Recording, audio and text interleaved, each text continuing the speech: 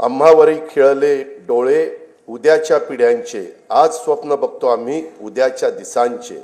नवीन पिढीला रोजगारांच्या संधी उपलब्ध करून देण्यासाठी तसेच नव उपक्रमांमध्ये राज्य अग्रेसर व्हावे यासाठी नवी मुंबई येथे 250 एकर क्षेत्रावर नाविन्यता नगर इनोव्हेशन सिटी उभारण्यात येणार आहे।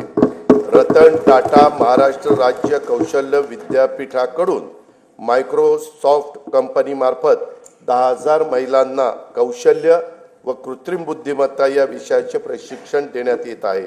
सन 2025-26 या वर्षाकरता कार्यक्रम खर्चाकरता उद्योग विभागास 1021 कोटी रुपये, कामगार विभागास 171 कोटी रुपये, वस्त्रोद्योग विभागास 774 कोटी रुपये आणि कौशल्य रोजगार उद्योजकता आणि नाविन्यता विभागास 807 कोटी रुपयाचा नियतव्यय प्रस्तावित आहे।